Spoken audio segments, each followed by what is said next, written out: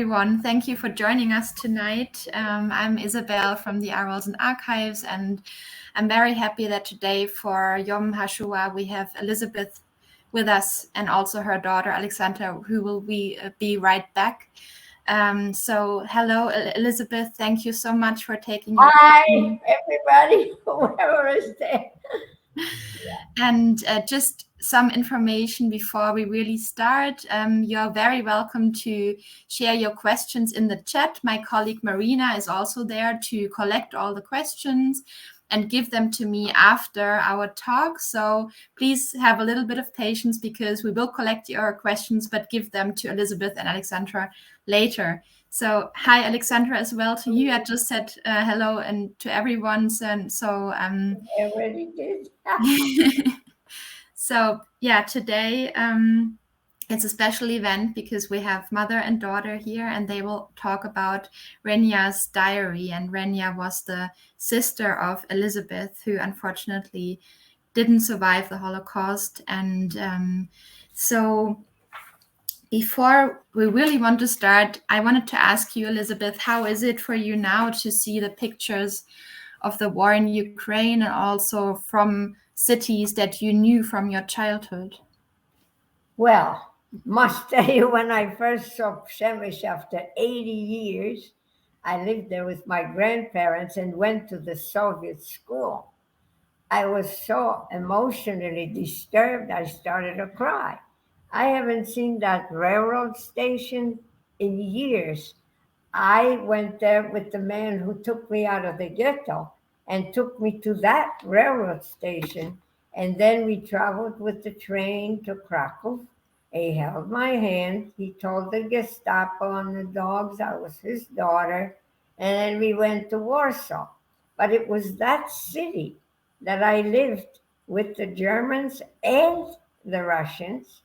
And I was born close to the Romanian border, Stavki, on the estate of my father, in the fields, of course. But that's part of the Ukraine now, which was Poland. That's where I come from. So it was very emotional for me and very tragic because in Lviv, I was on the radio when I was 5 years old.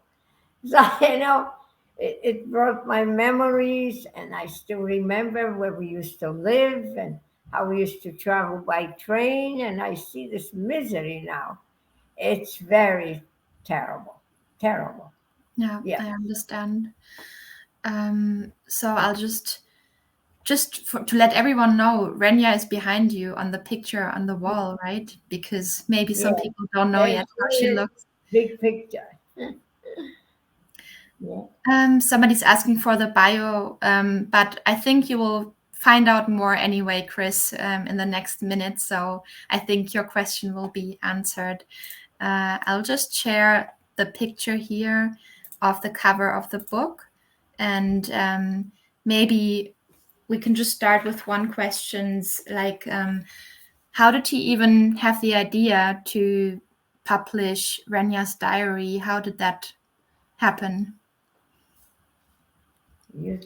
Well, first, I wanted to thank the Arleston Archives and Isabel for organizing and hosting this important event. For over half a century, I know the Arleston Archives have been at the forefront of documenting war crimes and Nazi atrocities. And archives play a critical role in documenting events of the present and the past, and have played an important and instrumental role in preserving the records and finding things relating to the war crimes and crimes against humanity. And even in our own time, we see the importance of archives because, as you were talking about the Ukraine, as we speak, there are Russian soldiers perpetrating atrocities against civilians and against children and old people and women. So if those perpetrators are brought to justice, archives like the Arleston Archives will be able to tell their stories. And while that may not be enough justice, it at least preserves the voices of these victims for generations to come. So that's part of the reason that I wanted to start this diary, because I didn't have a lot of relatives. I was curious about my past and my background, and my name is Alexandra Renata. So originally, the impetus for translating the diary was to discover who my Aunt Renia was, what was she like, what could she teach me about my past. And then after I read the diary, I realized it was a historical document that needed to be shared with the world. And I discovered through historians and scholars that, Renia was really a promising literary scholar. And there are professors, one in particular, who teaches Slavic studies at Columbia University, who said that the diary was not just a primary source material of the Holocaust, but a true and outstanding work of literature. So, knowing this made publishing it that more bittersweet, because now I know what Renia's potential was. And, and I often think about all these shining stars in medicine, and the committed artists, and the talented writers, and the dedicated scientists who were all just completely decimated. And some people, we don't even know their names or faces. And I don't even think there's a word in the English language that can truly encompass the heinous crimes that went on.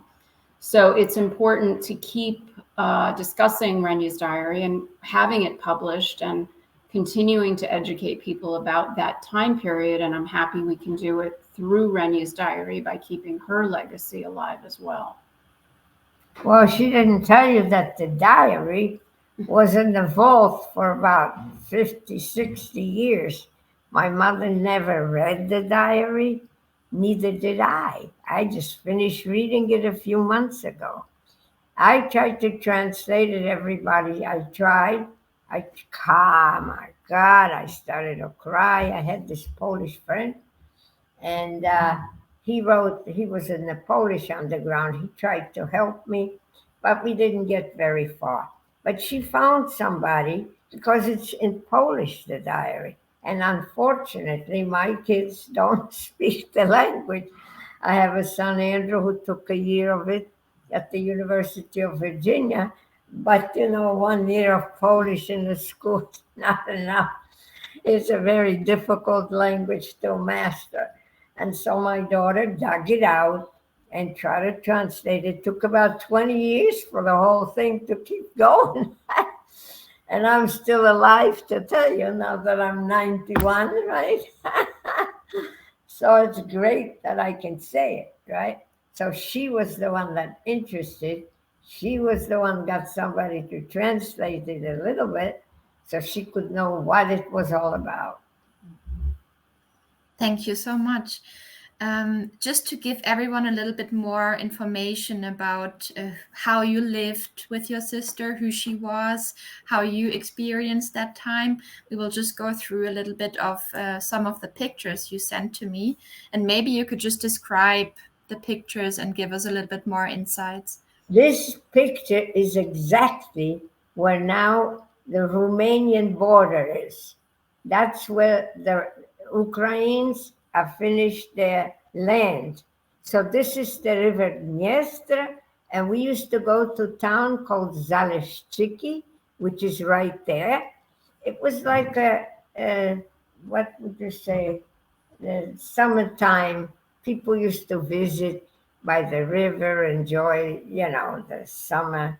It's a nice little town. We used to go because we lived on land for sugar, for salt, whatever we needed like that in the house.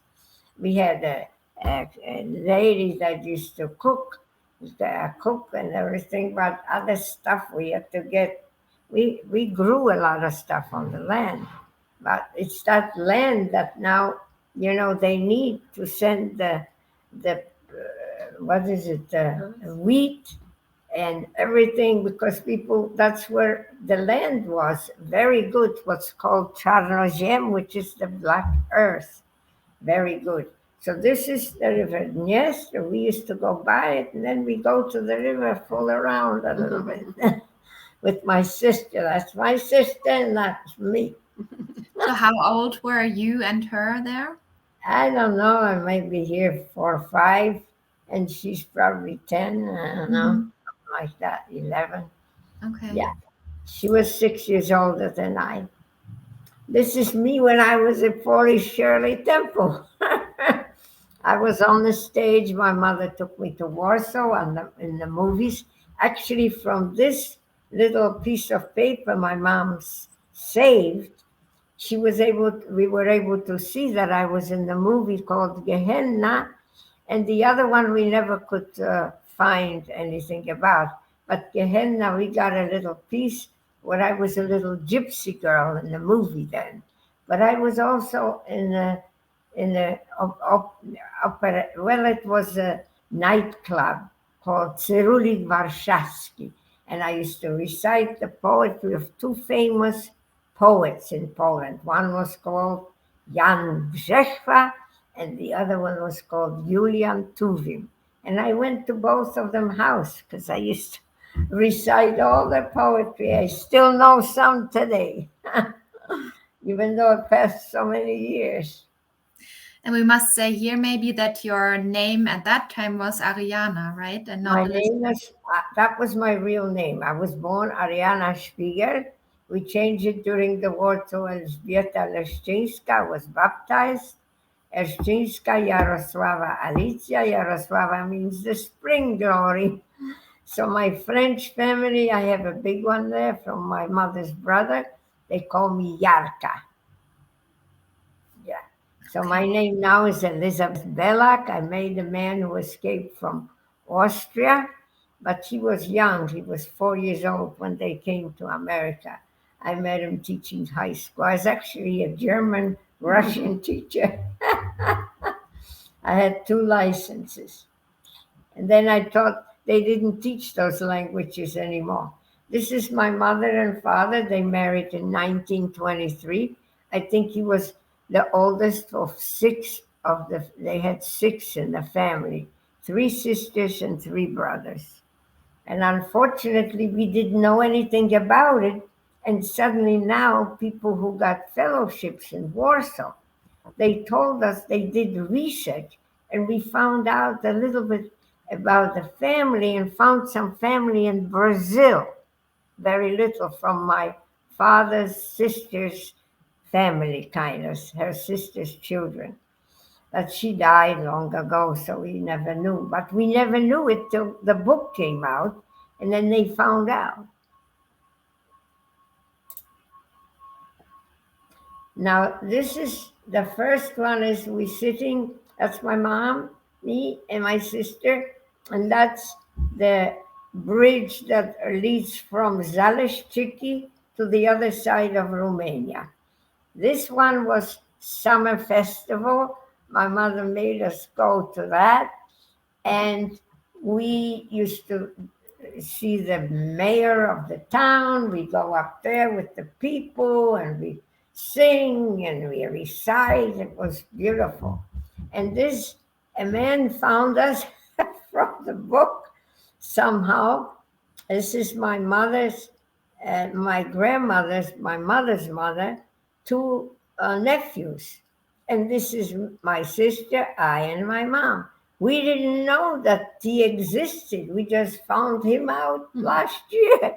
He came to see us from California. His name was Meister, but he changed his name. This is the son of the guy on the right, whose name was Maciek and Munek. They were both lawyers. And this man was in the Russian army, became an intelligence officer, I don't know. He changed the name of his mother because he was nervous that he was a prosecutor in the Russian Soviet army. And so he changed his name to Maciejowski now. I think that was also part of the reason for translating the diary, was in the hopes of finding some relatives. And it took time. And then in this last year, we found, a few other relatives. So it really was worthwhile because some of them read the story. Others we reached out to thanks to this Polish researcher. And, it was only thanks to the book that we were able to find some relatives. That's really good. Yeah, to find people after all that time. Yeah. Here, yeah, It's kind of late because my sister of my father was in the same camp in 1946 that we were, but we never knew it. We had a different name. We didn't know she was there. We had no archives like you, wonderful place that would tell us. So she then went, I guess, to Israel and then to Germany. We found out from the family, their children and grandchildren, and then they went to Brazil. They wanted to come to America, but didn't get a visa. She was in the same displaced persons camp, you mean, right? Yeah, in Munich. Funkaserne hat geheißen. Funkaserne. Wir waren dort vielleicht ein paar Monate, yeah. We were there a few months. Yeah. So here on the pictures, we see like the happy family life when you were still together with your mom and your sister. And I think when we go to the next pictures, the situation had already changed, I guess. Well, yes. So my mom was sent to first Berlin because I think my grandfather had a brother who lived there.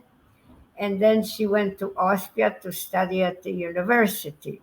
My uncle, Maurice, they sent him to France. He became an architect and an engineer, and he went to Caen in the front of France. Actually, he rebuilt that town, he told me, after the war, because a lot of it was bombed. And my mother was assistant manager, Hotel Europejski, which was 5-star hotel, and all the officers, German, lived in that hotel. And my mother was the one that was versed in German, and she was able to do all the business there. And they gave us a room, and we lived there. And so one of the officers fell in love with my mom, who was very charismatic, spoke beautiful German, and he wanted to marry her. But, the uprising in Warsaw started. So he told my mother, Maria, you have to escape and I'm going to help you. The uprising was starting. There was a shelling and bombing already. And the Russians were on the other side of the river Prague. So Praga, it's called. So what happened was my mom, he gave us all kinds of papers. He gave us a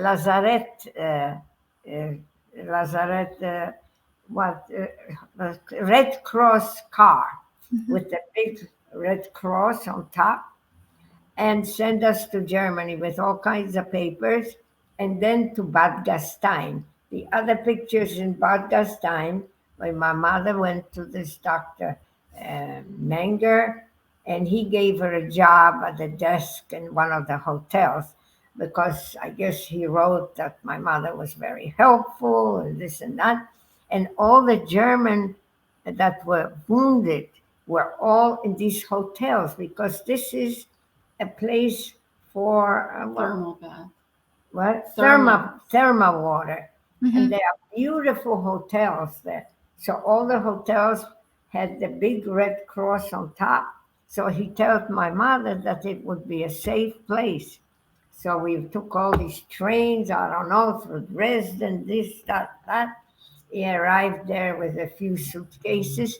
And that's the reason we have these pictures from Poland, because my mother had only a few suitcases, but she took the pictures.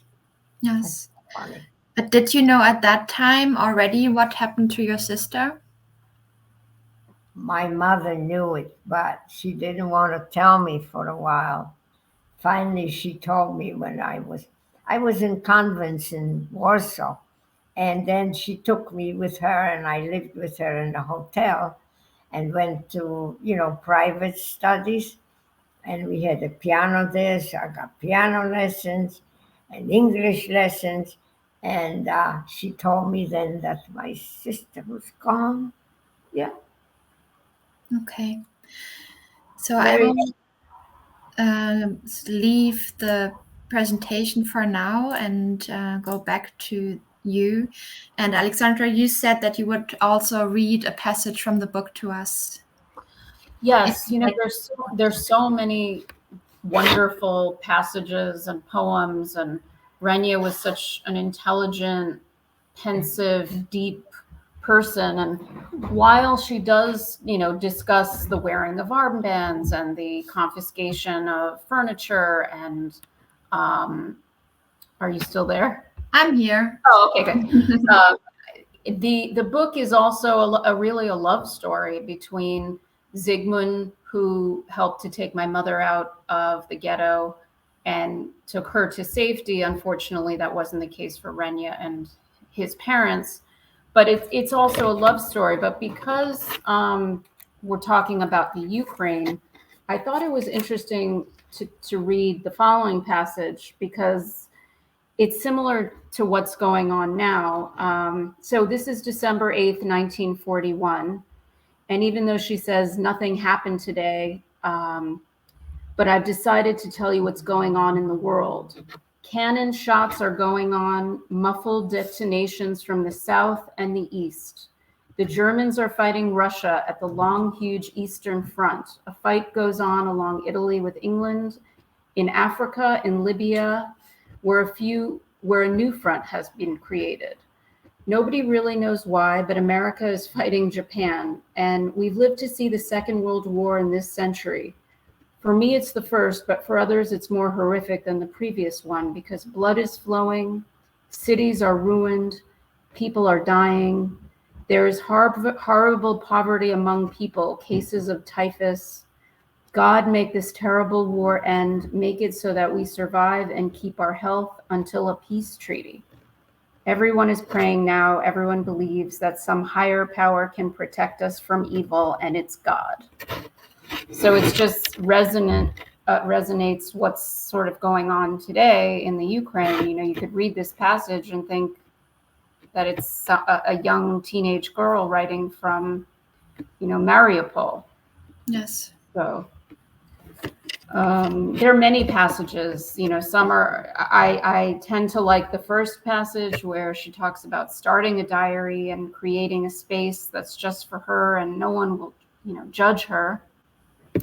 And then there are other, more harrowing episodes where, she's longing for her mother and hoping that her mother and God will save her. And, she practically signs every entry with those words. And unfortunately, we know that the ending is not a positive one. So it's a very rich book. And she was a very deep and introspective person. And, I often think about like my nephews who are in similar aged groups and, they don't mention Beethoven and Heine and, Anna Karenina on a regular basis. And here, every few pages, she makes reference to a famous artist, a famous writer, a famous musician, and philosopher. And it's really incredible. She translated Heine's poem.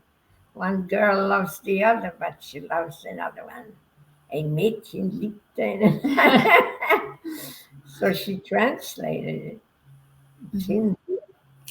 Did you know, Elizabeth, that she was writing the diary? No.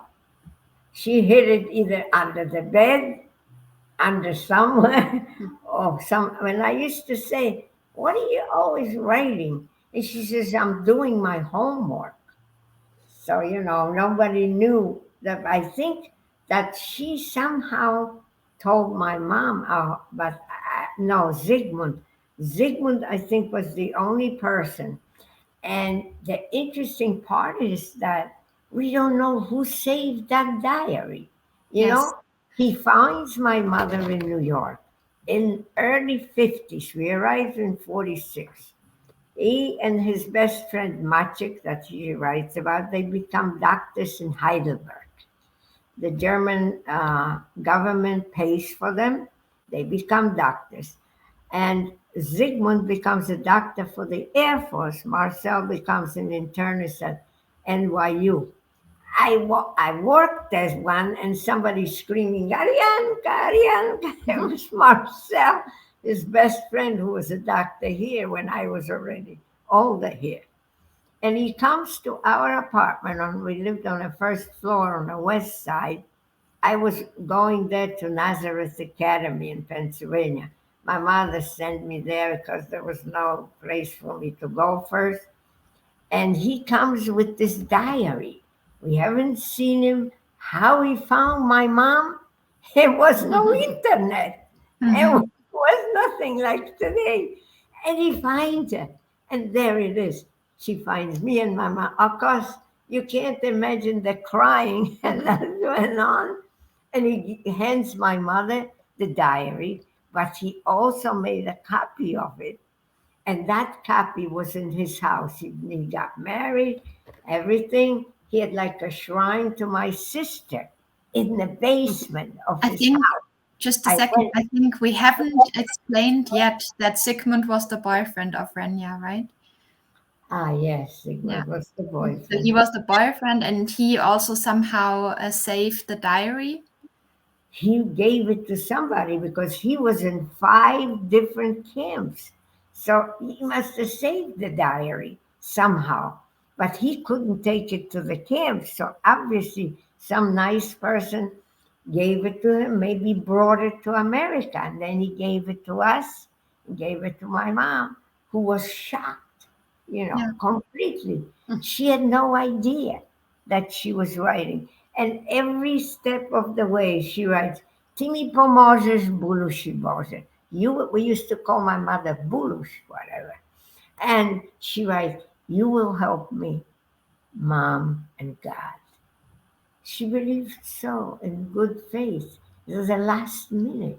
She had that faith that she would be alive. It's so sad. Yeah. So sad. You said before that you just finished reading the diary a few months ago, so it really took you a long time. Of course, I mean, that's very understandable, but what did you learn, or what did you I find out? learned a lot that I didn't know before.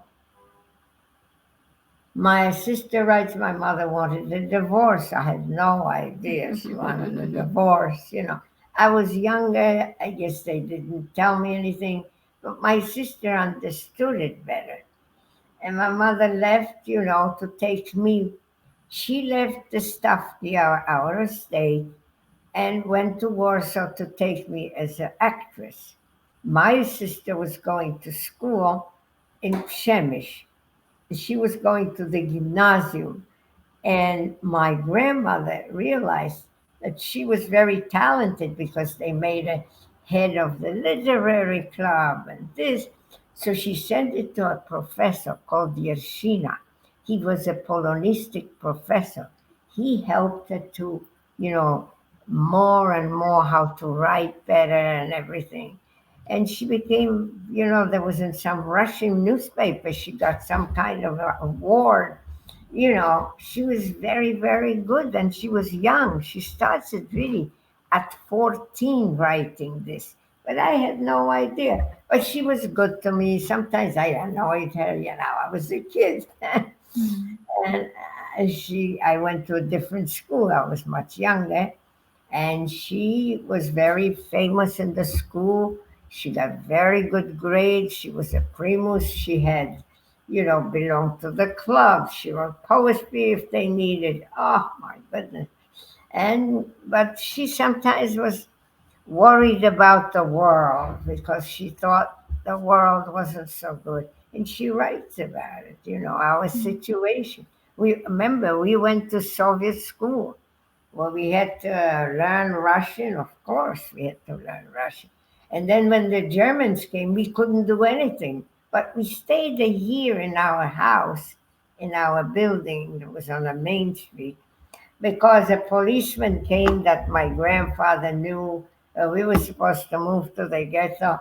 And he says, oh, let us stay here and blah with a little money, this and this. And we stayed another year. So we didn't move till the summer. I was only there a very short time. So was my sister when Zygmund took us out. I don't know who he bribed that gate because he took his parents and my sister to his uncle, who was the head of the Judenrat outside on the Aryan side, and they were hiding in the garret. And he took me to my Polish girlfriend, where my best friend, Jitka Leszczyńska, and we went to her house where I stayed a week. If somebody came, I went under the bed. And then he took me to Warsaw as his child. And over not any money, he belonged to a company called Zygota, which was helping the Jews, you know. He was a very good Catholic, but he was very good to people, which I today wish that everybody would get along. The Christians, the Jews, the Muslims, why not?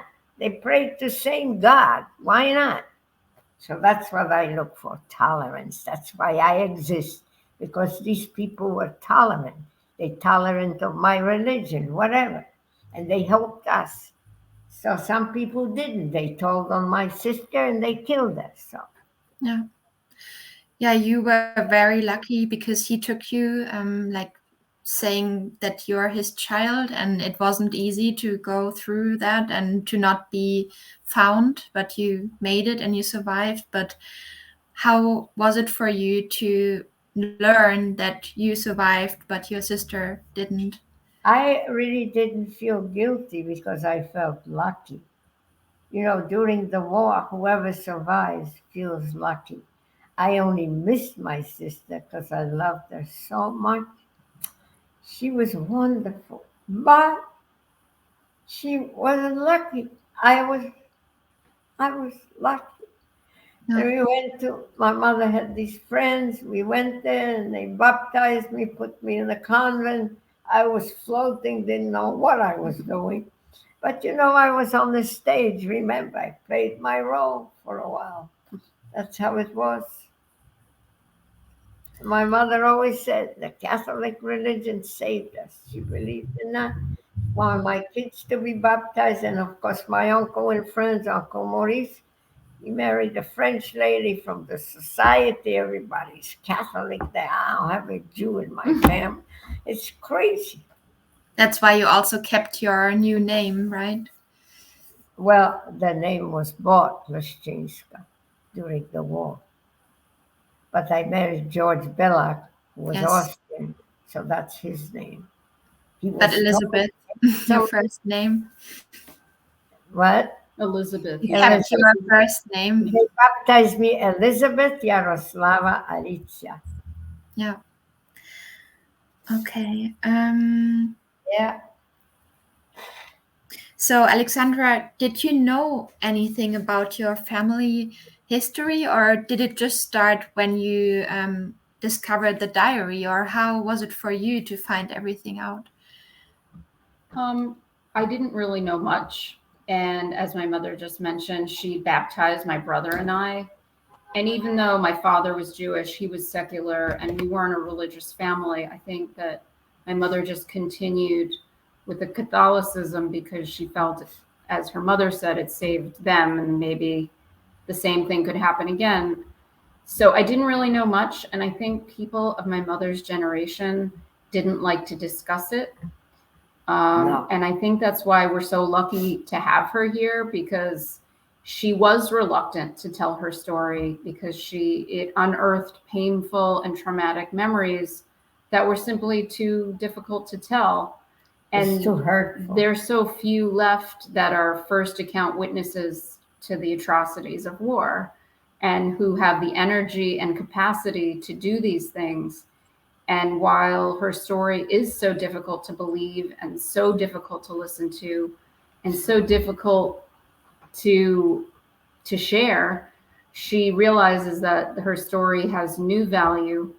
And while she never, she may not have discussed it, she only put it aside so that she could forge a life here. But she never discussed it growing up. And I just took an interest in the story because we had such a small family unit. So I wanted to know more. And I thought I could learn more through the diary. I had only heard about her sister, but I didn't really know the history behind the story. I just knew she had an older sister. And the thing was, I forgot about my career as an actress. You understand, because that was finished when we came. I went to school. I was teaching for 27 years. George got a doctorate. I only have a master's from Columbia. I went to Columbia. We worked so hard to get the education, but we succeeded. George taught 40 years. I taught 27 years with the two kids. And, we just changed our lives. I forgot about my life in the past. It was a new life here. And I love this country. When they sang, God Bless America, my mom cried. They gave us home. We were homeless. Yeah. Yeah, sorry. So how was it, the publication of such a sensitive and private information received by your family? Like, how did the other family members react to that? Well, it was very funny. In France, we have family. That's my mother's brother who married a French lady. He had 3 children. He never told them the story. He also stayed Polish, didn't say anything, used to tell me, forget it, forget it, forget it. And then the book came in French. It came in 24 languages, was translated now.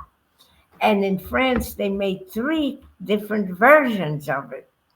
So finally, they sent to all my family, which is big. There are many grandchildren now, there are many of them. And they all got a copy of the story. So now they know the story of my uncle, which they never knew. So now they congratulate us. We didn't have anything. We went to England, so we were on BBC. We were here on Channel 4, Channel 5, and Poland 3 times. But we didn't get to go because, the COVID came. Mm-hmm. They invited us, but who's going anywhere with the mask on? So I don't know. It's too bad. I would like to go to France because the family, we used to go every year to see the kids. My daughter's godmother or one of the kids. Hopefully you can come back to Europe soon. Hopefully. Yeah. Well, who knows? So maybe Alexandra first, you, and then also Elizabeth. What part of Renia's diary had the strongest impact on you?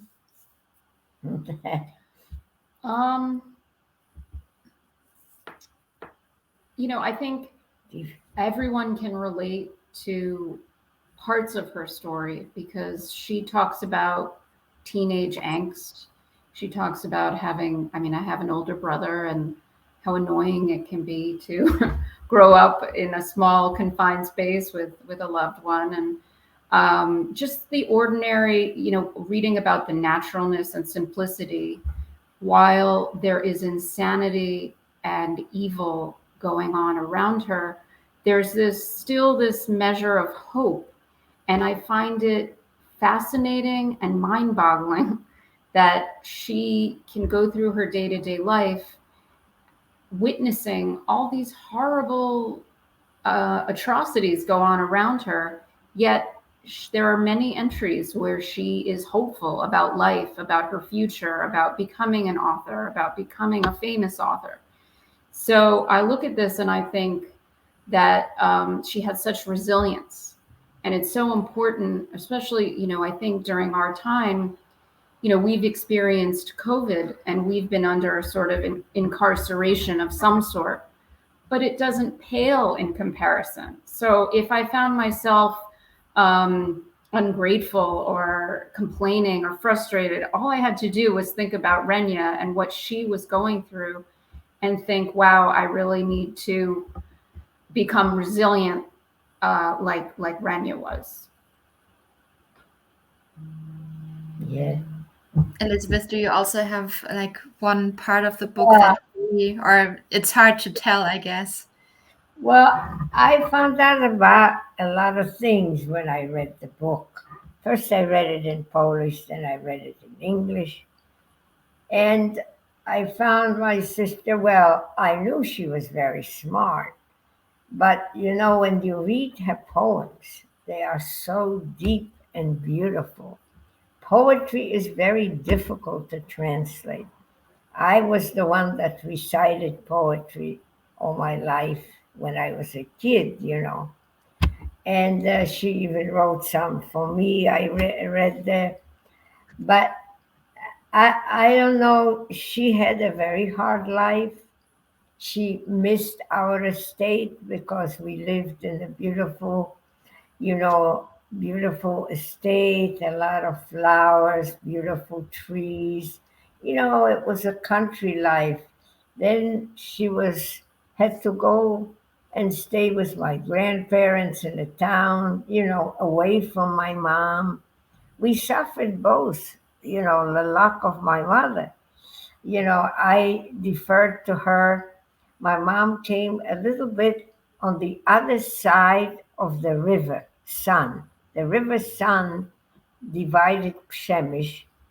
From one side were the Soviets, they stood the soldiers with the guns. On the other side were the Germans standing there with the guns. You had to get przepuska, which means uh, paper to allow you to see somebody on the other side if you had family. So once somehow my mother came, that we knew she was alive. She stayed with the family, and we were able to see her at the beginning when the war just, finished.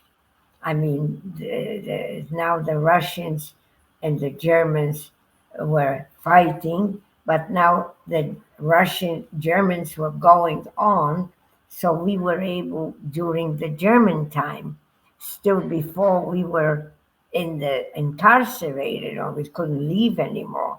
We went to see my mom a little bit. But our life was terrible. We were young kids left like orphans in a way, except, and when we came to America, it was just me and my mom. There was nobody else. Everybody was gone. She could never find anybody in the family till this book came out, but that's years later. And my husband never had any family either because he never had any cousins. The cousins they had in Vienna, they died. And the other aunt here and an uncle, they never had children. So, my sister's book was beautiful. The poetry was beautiful. And I just loved it, but it brought such sad memories to me. Very sad. We were Yes. probably supposed to go to, in June, we thought they were going to take us to the Gulag somewhere or Siberia, but then the war started, so we didn't. But after a while, we couldn't go on the street. It was very dangerous during the German occupation. The Russians, they wanted kids to be komsomol. They wanted us to love Russia, sing the songs, young people. They wanted us to be commies. But, whatever. Well, the son, one cousin of my mother was. But, life was very difficult. And yet, my sister had hope that she would survive it. She would have children. She would marry Zygmund, which she was so deeply in love with. That guy was unreal. He was Yeah. a very nice looking man. Had But you green had contact to Zygmunt later on, right? Yeah, a little bit. The wife wasn't particularly happy to see me, as you understand. I went to his daughter's wedding. I didn't go to his son's wedding. I went to Marcel, his best friend. I went to the wedding of his child, but they didn't have much. Zygmunt didn't have much contact with me. No. Okay. But he did see me a few times because the wife wasn't. He invited me and George to the house. The wife cooked dinner, but it was he Mm. died actually very young. He was 69. He had tumor on the brain. And his best friend, who was a doctor, they couldn't save him. So he couldn't even deliver the eulogy somebody did for him.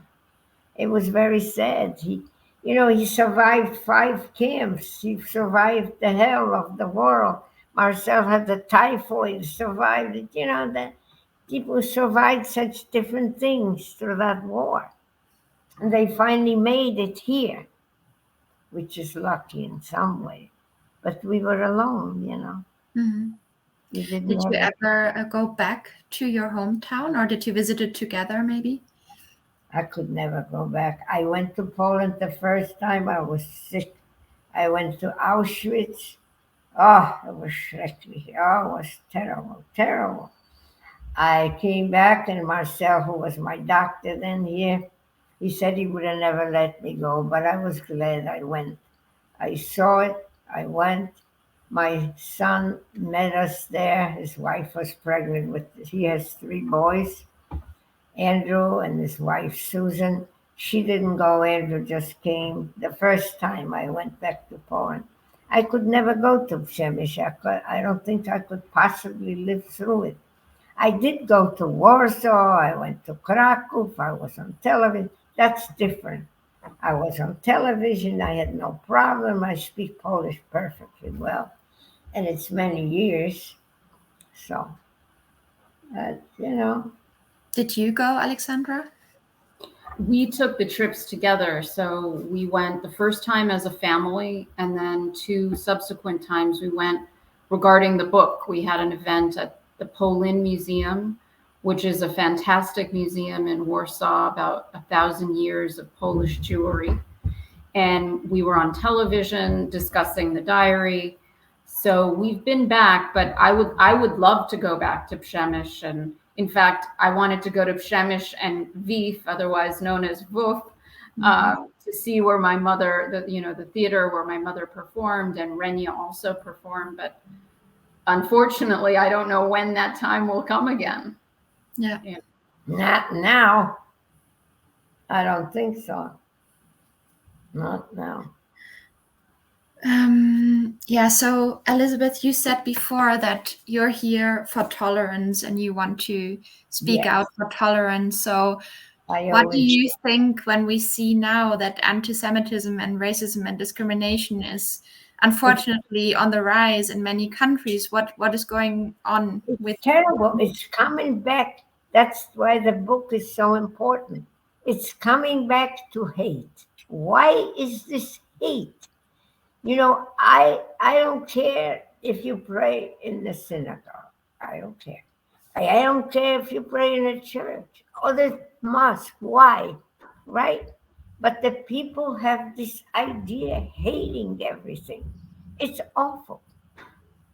When we came back, my mother used to send the packages. She really had no money just to help out. If people would just help the people, I even hate to see the homeless. The war brings it. But here, we don't have a war. Why? When I came to America, there wasn't so much hatred. Now there is no tolerance here either. There's division in the politics. There's a division in the church. There's even division now, I see, with Putin's Partia and the people in other countries, Greek and everything, because he is for Putin, his Spartak, and the other people don't think that's right, killing people. Why killing these people? Why? There is no tolerance for life. Why? I can't stand it.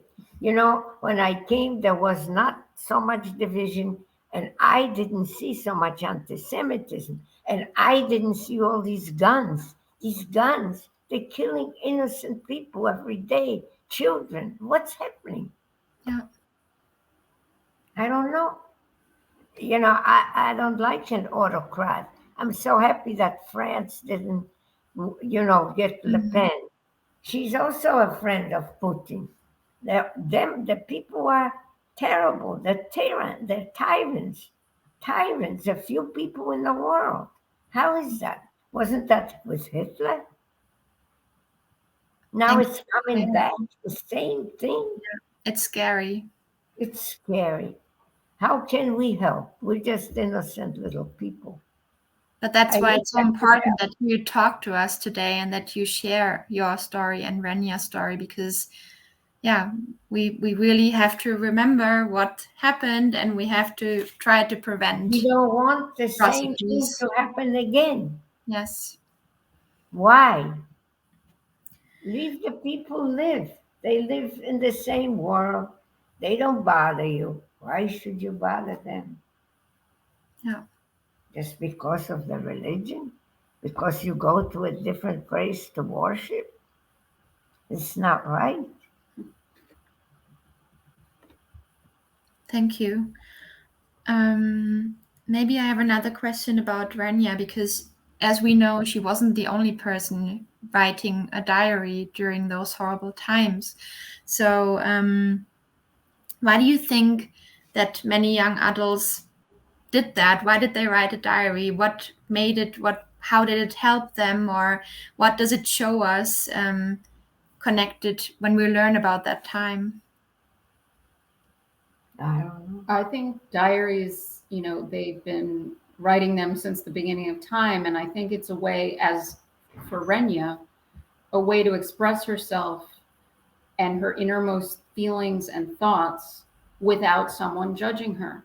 And I think, unfortunately, for the diarists who didn't survive where their diaries did, it's a way for us to look back and see what was happening at that time. Historically, it's helpful. You learn about what people wore, what they ate, what they experienced. It's just, I had a diary, and I think, it's important to keep it under lock and key. And it's interesting how my mother didn't even know that Renia had a diary. And here they were living in this one room together, and somehow she was able to conceal it. But I do think it's a wonderful way to express yourself. It's almost like having your own therapist, and coming up with your own ideas about how to fend yourself through while navigating the world. Yeah. I didn't know she was writing a diary. But there are other people who have written a diary. When we went to Washington, D.C., uh, there was a lady who was an expert in diaries in that Holocaust museum. And they were talking about people's diaries that, I don't know, my sister's diary was secret. I mean, some other people like that Anne Frank, I think hers was secret too. Yes. So people really didn't know, but they wanted to tell the world about the things. I mean, she was young, 14 to start it, but she realized what things were coming. And she thought maybe someday somebody will read it. I don't know, she might have had a premonition that not good things were coming. Towards the end of her book, you can feel it. Mm. I think there's also this sense of guilt, well, maybe on my part, that here was Renia who was writing to and for herself, really an audience of one. And here we are trespassing on her most, intimate thoughts and details of her intimate love life. And, I wonder if, we should have just left it dormant. But I think that it's more important for the historical value of learning about what happened in that time period. And she did want to be a famous writer, and now she is. The book has been published in 22 countries, and she's getting the recognition she always deserved. Yes, that's what I just wanted to say. In the end, she wanted to be a famous writer, and you made it possible for her, right? Yes. Well, she knew, because she was literary critic in school, a president of the literary society. She knew she had all kinds of given the awards, so she knew she was good. And my grandmother promoted it too, sending her to that famous man. But that's what she figured, and I think she thought she would one day be able to, because she had that hope. You can see it at Mhm. first. At the end of the book, I don't know if she has the hope. It doesn't seem it's very bad. And when she has to flee and he takes her out, and then he writes the last 3 shots, the best people of my life are gone. So he writes a few things to Zygmund. So what is the legacy of the book, you would say? What is the legacy of the book? Well, I think it's the legacy of all of these diaries is a way to continue to fight against anti-Semitism, stand up against persecution, help against discrimination. I think Stalin was when we went to school. We don't want people like that in the world. We don't. We don't want people like we had Mr. Trump. We don't want people like Miss Le Pen or Mr. Putin or the guy in Hungary, what's his name, Orban, because these people are one-handed. They want to tell you what to do, and that maybe not always the best thing for you to do. And they're authoritarian. Why? Democracy is the only thing that people can hang on to. Live your life the way you want, not to shoot. Why? Yeah. We don't want a repeat of that awful thing. Second World War now is like a third one. What is it now? Killing people, innocent, thousands of them? I would go to the questions from the audience in a few minutes, but before that, I would like to know from you, Elizabeth, as well, because you said, or both of you said, that you didn't speak about what happened for a long time because it was too painful. But then you, at some point, you started to talk about it. So how does it feel now for you? Well, it, let me off a little bit from my heart that I finally said it. But it's very hard for people to talk about it. That's why a lot of old people never wanted to, talk about what happened. They survived and that was it. Some of them divulged the stories. And I was happy I finally did it, It relieved me from not saying anything. And I had a friend, and their kids didn't know it till much later. I told my kids earlier, but my friend never told them till they were in their 20s. They just didn't want to mention anything what happened before, It's too painful. You want to go through all that, what happened? You see what's happening now. It's awful. And we are powerless, right? Nobody, what can we do? Nothing. Contribute a little something. Hopefully it gets there. Yeah, we need to talk about it. And that's why we're doing it right now. So let me have a look at the questions from the chat that Marina has collected. I will just say, because I just saw it now, the webinar, it will be recorded. So for everyone who maybe missed the beginning, you will get the recorded version, and we'll also publish it on YouTube later. So I think everyone already found out that you speak Polish, because that was one of the questions, if you speak Polish still. I speak perfect Polish. I got so many compliments in Poland when I was on television. They came, congratulated me, and told me, we can't believe it that you speak. Actually, I used to be a translator at immigration. And there was a woman translator, Polish. She had an accent in Polish. And I asked her, how do you have an accent in Polish? How long are you here? 10 years. I said, 10 years. I'm here 70 now, but when I was here, I never had an accent in Polish. Now that's awful. So, the language is very important to a person. A language connects people. But I think you're very talented for languages, because you also speak German very well. And Russian. And Russian. Yeah. Yeah. And her English is pretty good too. It is. Well, I still have a little accent.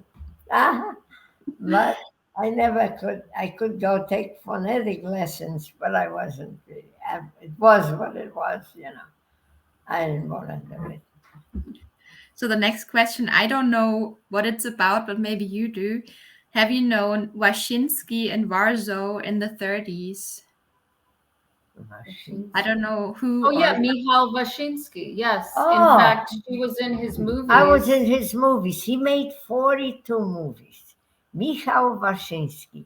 The people who made his movie came to New York. I'm the only person that's alive from his movies. He made 42 movies. He was born a Jew in a little shtetl. He changed his name. I don't know his real name, but his name was Michał Wyszynski. He married, he made one, and he was also gay. And in 30s, to be gay and a Jew in the movies, that was a taboo. So he changed his name. I don't know if he got baptized, who knows what. But he married an Italian princess. He used to ride in a Rolls Royce. He made beautiful movies with, what was Sophia Loren. Sophia Loren, all these famous artists. But he made the people who made to New York made a movie called about his life called The Book. The Prince and The the Prince They made and a the Dybbuk. documentary. They made a document. They got the Golden Lion in Lion. Venice. They got the Golden Lion Award in Venice, and they showed the movie here in New York in Lincoln Center. And guess what? I was in it because they interviewed me in New York. So they showed the movie, and they got the first award in Italy, the Golden Lion. Then they were shown here, and I was in it too. So they introduced me to the audience.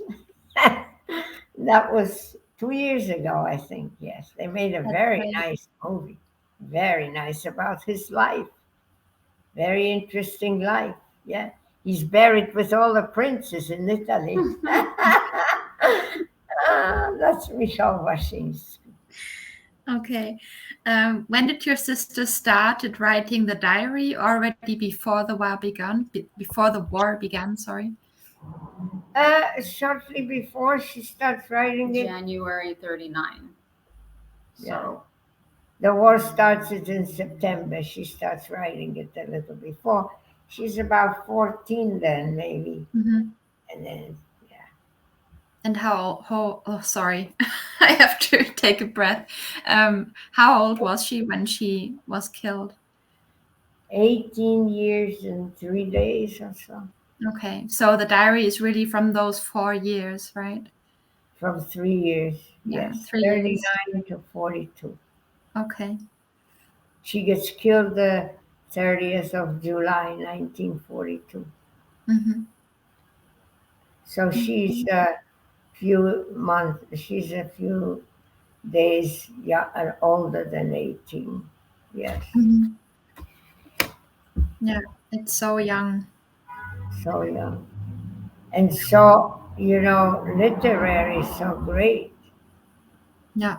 But unfortunately couldn't continue. Yeah. No, but we are very glad that we can read it now as well, and that you shared it with us, because we would have never been able to read anything she wrote. So there's one question. I'm not sure if you think you've already answered it, but I'll just read it to you and we'll have a look. Which were the greatest values for you to gain from reading Renia's diary? Which values would you like the public audience to receive from your sister's experience, considering the current conflict developments? So I think we touched it a little bit, but maybe you want to add something. Well, I have to tell the audience to fight for the good, not to repeat what was so bad. If anybody in the audience help people, that's the greatest thing in the world.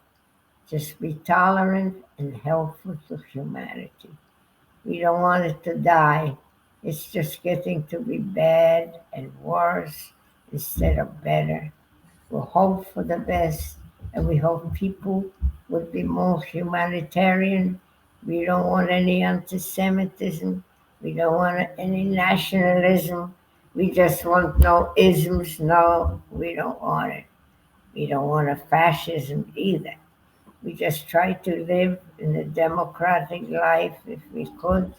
Just tolerate the people, live in peace. We're looking for it. Okay. Okay, now it's a question again about a person. Who was Mrs. Kalushinsky, who was mentioned? Where did she live and what did she do? My parents knew a Kalushinsky in Munich from Warsaw. I don't know. Did you talk about Mrs. Kalushinsky before? No. Just Leszczynska was her last name, and her mother's last name, Leszczynska. Okay. Maybe that was a confusion then with names. So then the next question.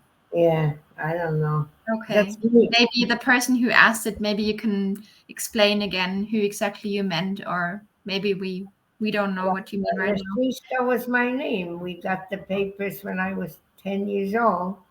My name was Elizabeth Leszczynska. I got a paper from you were able to buy the papers. My mother got the papers and I did get the papers. And then I got baptized. Mm-hmm. And then I went to the convent. So my name was Elizabeth Leszczynska Bellak. Bellak now, but so I kept that name.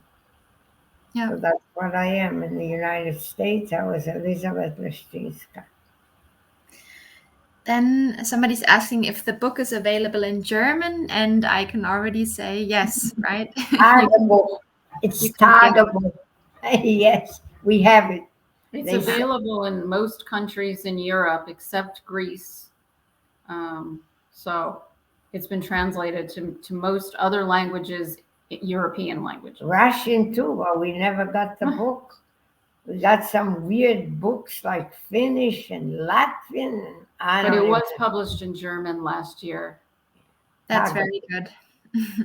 It's a nice picture on the front of my sister. Then somebody's also asking if you know Yiddish. I really don't know Yiddish. I can understand it. I know a few words. I know shiksa. I know mensch. I know ganef, thief. I know that too. I know a few words, yes. Because my grandparents spoke Yiddish. Mm-hmm. But they also spoke Polish. Okay. What did you study and then teach in the USA? So I met my husband actually because I taught in Newtown High School. I was a German teacher and a Russian teacher, Stuyvesant at night. And then they didn't teach my languages, so the school liked me. I had to teach business subjects. I don't even know how. And then it wasn't my license, so I got a license to teach elementary school. So I taught all the subjects. And then I got into a program for poor schools, Catholic schools. There were some Jewish schools called Chapter 1, and I taught math. It wasn't difficult math. It was for just youngsters. And I taught 27 years in the public schools in New York City. And that's why I survive. I have a pension. I can pay my apartment. My husband taught 40 years. I went to Columbia. I have a master's in child psychology and 30 points beyond. So I could get the same pay as my husband, who had a doctorate from Columbia. And I didn't meet him at Columbia. I met him teaching high school. And he died, unfortunately, 4 years ago. He had Parkinson, was very sick. Mm-hmm. He was 6 feet tall and I'm 5, so. I think everyone here would have liked to have you as a teacher. Well, you remember I was on the stage, so sometimes it was fun teaching kids. I love children, so Yeah. I helped. I also taught in Spanish, Harlem. So I took a course a little bit in Spanish because the old grandmother, abuelas, they could not speak any English. The father would be in jail, the mother would run away. It was terrible. But I helped the kids and they loved me. I have very little trouble with kids. Hmm. And sometimes kids are not easy. No. Easy, no. Then somebody's asking in what film from Frashinsky you were in which can we see you so we can look it up? What was the name of the film? Not Gehenna. Gehenna. Gehenna. Yes, it's on YouTube. Mm-hmm. And she plays a little gypsy girl. She doesn't have a speaking role, but she looks exactly the same. But she's maybe, 10 years old, and she's so cute. And she plays the perfect little gypsy girl. I think it's about half an hour into the movie, but it's on YouTube and it's called Gehenna. Okay, great. Thank you. Well, that man made the movie, but it's not nowhere, right? Then the documentary that she appears in is called The Prince and the Dybbuk, and that came out maybe 2-3 years ago. Mm-hmm. Great. I think I'm through with your questions from the chat. So if there are any more, feel free. But I don't know if you can also see the chat, but everyone's very excited and loves what you're sharing. And somebody wrote Elizabeth for president. So I think we need to If I was president, I tell you the truth, there wouldn't be so much homelessness. I would make sure that they build buildings, that they build places, that the homeless would have a home. Because being homeless is terrible. And she's also anti-war. I'm anti-war. Anti-war, yes. And now the trouble is with the drugs. These young people, well, that's another story. I have unfortunate. I don't know what's the anxiety of the world or what. I don't know. Or it's the COVID. I've been like incarcerated for 2 years here. Because my daughter is helping me all the time. God bless her. My son lives in Amherst, Massachusetts. His name is Andrew Bellak. He has his wife, Susan, 3 children, Theo, Nicholas, and Julian. They're very nice, but I don't see them too often. They live far away. So that's sad. Once in a while, they come to see me. Yes.